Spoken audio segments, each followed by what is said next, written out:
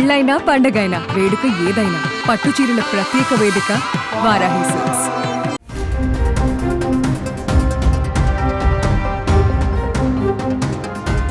హైదరాబాద్లో మళ్లీ దారుణాలు పెరిగిపోతున్నాయి. మొన్నటి వరకు ప్రశాంతంగా ఉందనుకుంటున్న తరుణంలోనే హత్యలు పెరిగిపోతున్నాయి.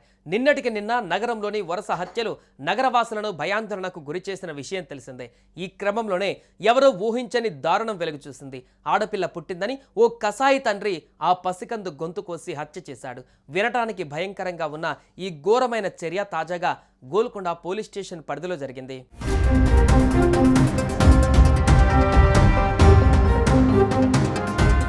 నేపాల్కు చెందిన జగత్ విశ్వకర్మ, గౌరీ అనే దంపతులు ఉపాధి నిమిత్తం గతంలో హైదరాబాద్కు వచ్చి గోల్కొండ పరిధిలోని ఓ కాలనీలో నివాసం ఉంటున్నారు. వీరికి ఓ కొడుకు, కూతురు సంతానం. జగత్ విశ్వకర్మ ఓ అపార్ట్మెంట్లో వాచ్మెన్గా పనిచేస్తూ జీవనం కొనసాగిస్తున్నాడు. అయితే ఇటీవల అనారోగ్య సమస్యలతో వీరి కుమారుడు మృతి చెందాడు. ఇదిలా ఉంటే 14 రోజుల క్రితం గౌరీకి ఆడపిల్ల జన్మించింది.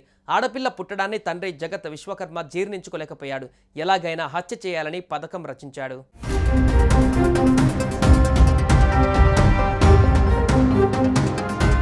అనుకున్నట్లుగానే ఈ దుర్మార్గుడు ఎవరు ఊహించని దారుణానికి ఒడిగట్టాడు. తల్లి పొత్తిళ్లలో నిద్రిస్తున్న ఆ పసికందును బయటకు తీసుకువెళ్లి కత్తితో గొంతు కోసి హత్య చేశాడు. అనంతరం మృతదేహాన్ని గోనె సంచిలో చుట్టి చెత్త కుప్పలో పడేసి చేతులు దులుపుకున్నాడు.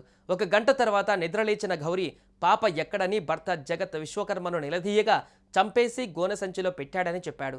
భర్త మాటలు విన్న ఆ తల్లి గుండెలు పగిలేలా ఏడ్చింది. ఇక చేసేదేం లేక సమీపంలో ఉన్న పరిచయస్తులకు సమాచారం ఇచ్చింది. అనంతరం నిందితుడి భార్య గౌరీ ఫిర్యాదు మేరకు కేసు నమోదు చేసుకున్న పోలీసులు ఎట్టకెలకు జగత్ విశ్వకర్మని అదుపులోకి తీసుకున్నారు. పసిబిడ్డను హత్య చేసిన ఈ రాక్షసుడిని కఠినంగా శిక్షించాలంటూ స్థానికులు డిమాండ్ చేస్తున్నారు. ఇదే ఘటన ఇప్పుడు స్థానికంగా తీవ్ర కలకలంగా మారింది.